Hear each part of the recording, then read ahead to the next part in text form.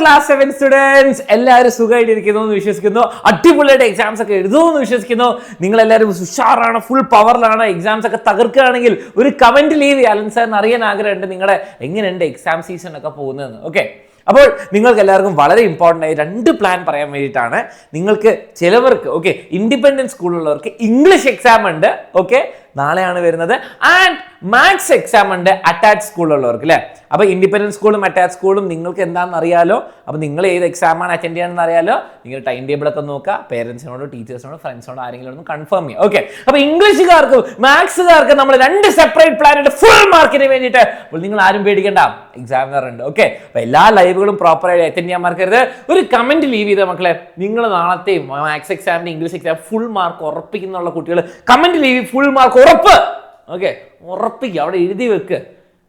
ലോകം അറിയട്ടെ നിങ്ങൾ A+ മേടിക്കുന്നു. ഓക്കെ, ഫുൾ മാർക്ക് മേടിക്കുന്നു ഉറപ്പിക്കുക. ഓക്കെ, ഇനി നമുക്ക് എന്താണ് plan sir?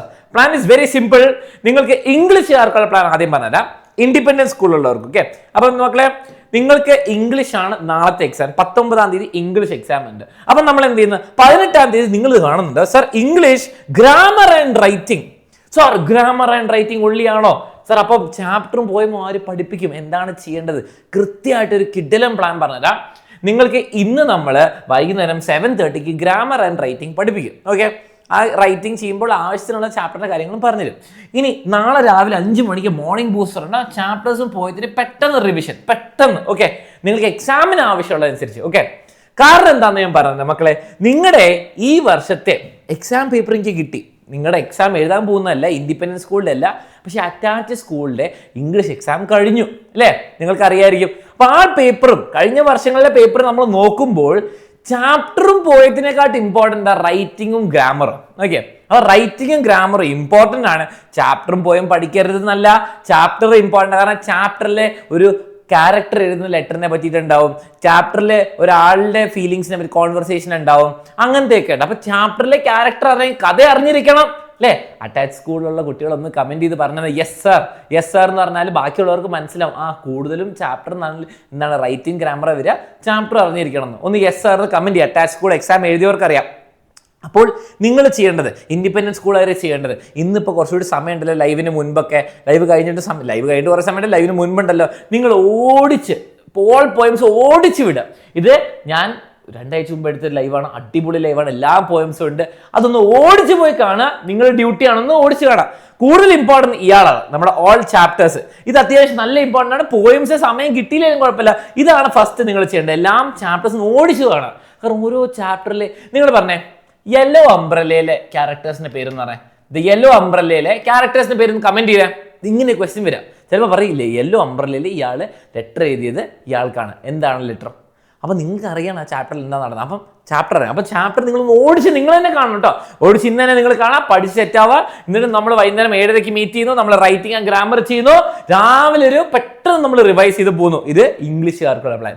Coming to maths കുട്ടികൾ, മാത്സ് കുട്ടികൾക്ക് മക്കളെ നല്ല സമയമുണ്ട് എക്സാം എഴുതാനും പഠിക്കാനൊക്കെ ചെയ്യാൻ വേണ്ടിയിട്ട്. അപ്പോൾ മാത്സ് നമ്മൾ എത്ര ഡിഫിക്കൽട്ട് ആയാലും കുഴപ്പമില്ല, നമ്മൾ സെറ്റ് ആക്കുന്നു, അടിപൊളി മാർക്സ് മേടിക്കുന്നു. ഓക്കെ, പ്ലാൻ ഇത്രയുള്ള മക്കളെ. നമുക്ക് ഇന്ന്, നാളെ, മറ്റന്നാൾ, അടുത്ത രാത്രി ഉണ്ട്. ഓക്കെ, 4 രാത്രികളുണ്ട്. 1, 2, 3, 4 രാത്രികളുണ്ട്. പിന്നെ നമ്മൾ എന്താ ചെയ്യാവുന്നത്, ഇന്ന് നമ്മൾ ആദ്യത്തെ 1 to 5 ചാപ്റ്റേഴ്സ് തീർക്കുന്നു. 1, 2, 3, 4, 5 ചാപ്റ്റേഴ്സ് ലൈവിൽ അടിച്ചു വിളിച്ച് തീർക്കുന്നു. ഓക്കെ, പിന്നെ നമ്മൾ 6, 7, 8, 9, 10 ചാപ്റ്റേഴ്സ് 6 to 10 അടുത്ത ദിവസം നാളെ വൈകുന്നേരം 7:30. മറ്റന്നാൾ വൈകുന്നേരം എന്താണ് 11 to 14 ചാപ്റ്റേഴ്സ് തീർക്കുന്നു. അപ്പോൾ നമ്മൾ 3 ദിവസം വെച്ചിട്ട് 14 ചാപ്റ്റർ തീർക്കുന്നു. സെറ്റ് ഓക്കെ ആണല്ലോ. എല്ലാം പഠിച്ചു തീർക്കുന്ന ചാപ്റ്റർ ഓർഡറിൽ അങ്ങനെ പഠിച്ച് സെറ്റാക്കിയിട്ട് നമ്മൾ 21 മാർച്ച് നമ്മൾ അവസാനത്തെ ദിവസം രാത്രി ഷുവർ ക്വസ്റ്റ്യൻസ് മാരത്തോൺ ആയിരിക്കും. ഓക്കെ, നിങ്ങളുടെ എക്സാമിന് വരാൻ പോകുന്ന ഏറ്റവും ഇമ്പോർട്ടൻ്റ് ആയ പഠിച്ചു പോകേണ്ട ക്വസ്റ്റ്യൻസിന്റെ മാരത്തോൺ നമ്മൾ ചെയ്യും. ആൻഡ് അതും കൂടി കഴിഞ്ഞാൽ ഫുൾ മാർക്ക് കിട്ടുള്ളൂ, നിങ്ങൾക്ക് ഉറപ്പാ. ഓക്കെ, ഇനി വേറൊരു കാര്യമുണ്ട്. നിങ്ങൾക്ക് അന്ന് രാവിലെ എക്സാമിന്റെ രാവിലെ 22 മാർച്ച് രാവിലെ മോർണിംഗ് ബൂസ്റ്റർ ഉണ്ടാകും. പെട്ടെന്ന് ഒന്ന് റിവൈസ് ചെയ്ത് കുറച്ച് ക്വസ്റ്റ്യൻസ് ഒക്കെ പ്രാക്ടീസ് ചെയ്യാൻ വേണ്ടിയിട്ട്. ഓക്കെ, ഇതൊക്കെ ചെയ്ത് കഴിഞ്ഞാൽ മക്കളെ നിങ്ങളുടെ മാത്സ് എക്സാം സെറ്റാണ്, നിങ്ങൾ തൂക്കി വാരും. അത്രയും സിമ്പിൾ ആയിരിക്കും, ഉറപ്പാണ്.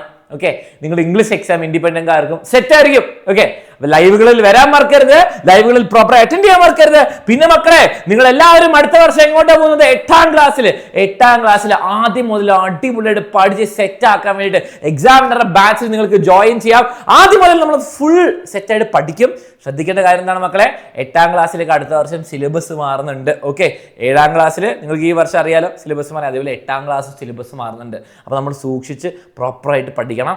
അപ്പോൾ അതിന് വേണ്ടിയിട്ട് നിങ്ങൾക്ക് ബാച്ചിൽ അടിപൊളി ക്ലാസ് ഫ്രം സ്റ്റാർട്ടിംഗ് ഉണ്ട്. അപ്പോൾ ജോയിൻ ചെയ്യണം. താഴെ നമ്പർ ഉണ്ട്. പേരൻസിനോട് പറയാം അടിപൊളി ക്ലാസ് എക്സാമിനർ എനിക്ക് ജോയിൻ ചെയ്യാൻ താല്പര്യമുണ്ട് എന്ന് പറയാം. നിങ്ങൾക്ക് താല്പര്യം ഉണ്ടെങ്കിൽ, ഓക്കെ, ഇഷ്ടമാണ് ഈ ക്ലാസ്സെങ്കിൽ. അപ്പം അവർ ബാക്കി ജോയിൻ ചെയ്യാൻ ഡീറ്റെയിൽസ് നോക്കിയുള്ളൂ. താഴെ ഡീറ്റെയിൽസ് ഉണ്ട്, ഇവിടെ ഇങ്ങനെ പോകുന്ന കാണുന്നില്ലേ? ജോയിൻ ചെയ്യാൻ താല്പര്യമുള്ളൂ, വേഗം തന്നെ ജോയിൻ ചെയ്തോളൂ. All the best. ആൻഡ് നമുക്ക് 8ാം ക്ലാസ്സിൽ കാണാം. ആൻഡ് ഇന്ന് വൈകുന്നേരം 7:30 ലൈവിലും കാണാം. Okay, bye bye.